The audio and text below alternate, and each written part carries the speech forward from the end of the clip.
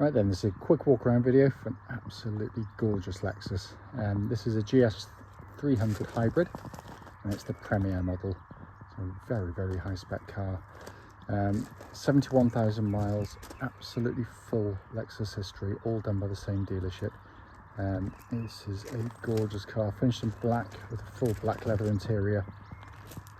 Go around the car for you. Front of the car, lights and lenses, clear, intact, there's no cracks or condensation in them. Bonnet of the car, very, very clean for the age and mileage. Any stone chips are absolutely minor. Near side of the car, lovely and smooth in the panel work, really, really clean. They do look a handsome beast, they really do. Panel's really good, again, any marks, minor indeed.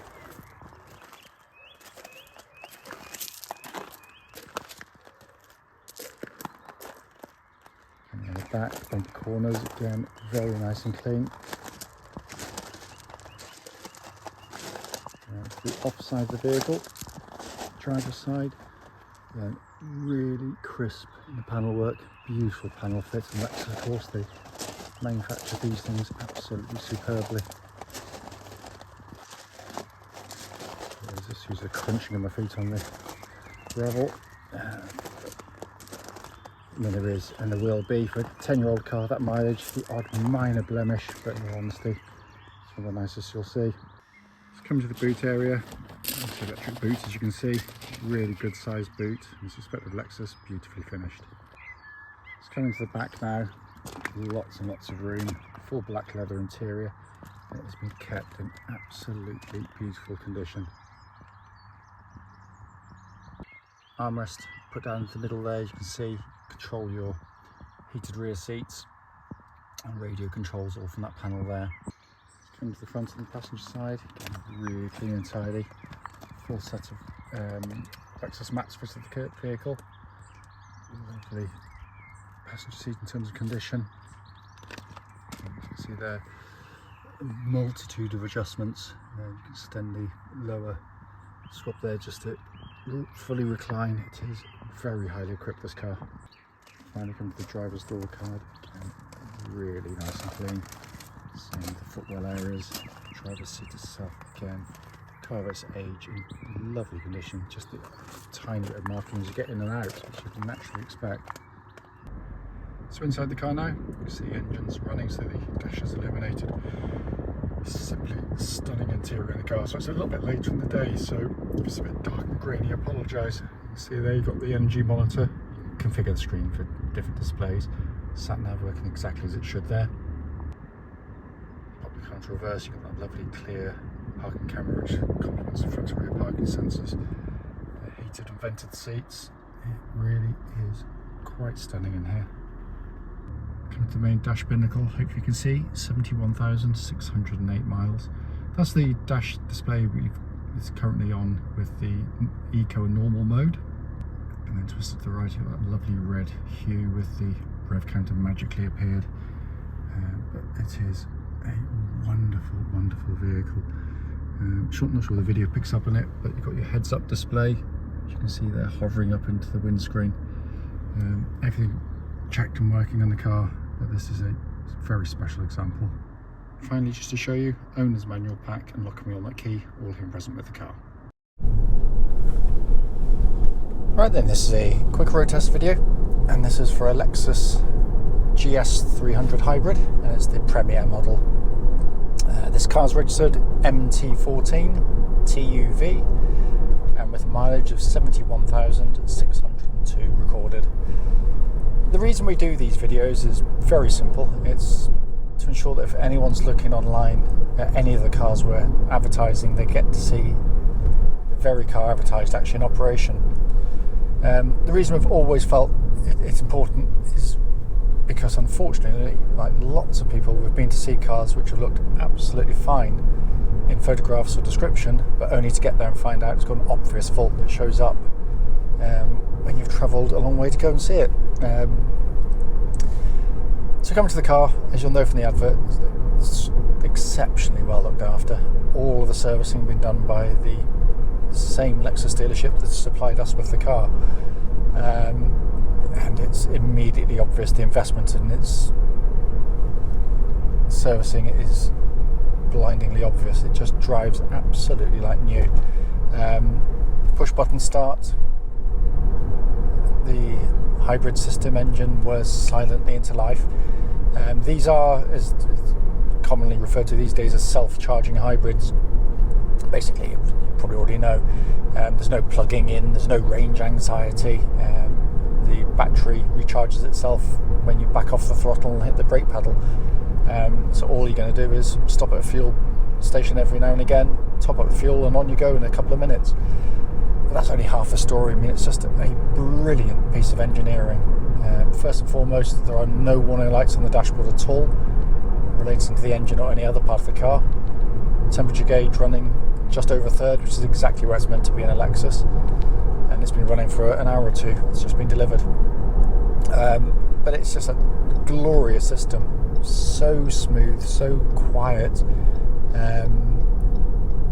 It just takes all the kind of the rough edges out of cars and the power delivery. The interaction between the hybrid and the engine is, all but seamless. You can hardly feel anything. It's amazing how it operates. You do have a little screen, energy monitor up there you can have on the screen. It tells you what's going on at any given time. But day in, day out, you just put your foot down. It's sweet, it's quiet when the engine kicks in. It does, by the way, have 3 modes of driving. A little button down here, or knob, just twist it to the left and I go into eco mode. Press it down, back into normal, twist it to the right, and now I'm now in sport mode, which magically rev counter appears on the dashboard, which looks absolutely real. The graphics and detailing is incredibly good, but it is superb, absolutely superb. It's so refined. Gearbox is the perfect match for it. CVT gearbox. Don't believe the utter tosh that a lot of the magazines and YouTube videos place into the motoring press. The whole point of it is, well, times like this, for sake of argument, I've come to a stop, no clunks, no funks, no. When I pull away now, it uses battery and engine, totally seamless, absolutely seamless. And because there's no gear change, you feel the engine revs rise, and you kind of catch up with the engine revs.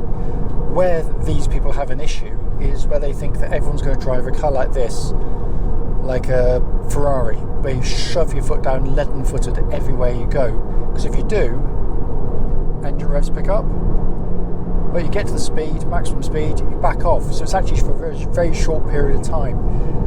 It's simply brilliant, absolutely brilliant. It's the bits where other cars feel so clunky. You come down to sort of a stop like this for a sharp turn. Even the best gearboxes in the world, they can get indecisive.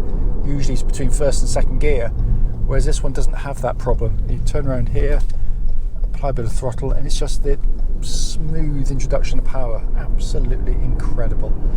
Coming on to the steering and chassis of the car, the steering's really nicely weighted. It's not ridiculously overlight. It's positive, it's direct. It works very nicely with the chassis as well. The chassis, compared to the previous GS, which is always a lovely car, by the way, it was very smooth and soft like this one, but it would feel a bit more wallowy through the corners. This doesn't. It has much more control of the body motions. The steering also tracks nice and straight. There's no vibrations at this speed or any speed up to the legal limit. And the chassis exhibits absolutely no clonks, no rattles from underneath at all. It's utterly silent in that sense. But these are seriously comfortable cars. Really, really comfortable. Brakes on the car are fantastic, powerful, nicely modulated. There's no pulsing or vibrations going back through the brake pedal at all. And then finally coming inside, and often said, and this is real build quality. Materials used of the highest order, not a squeak or rattle from the interior of the vehicle.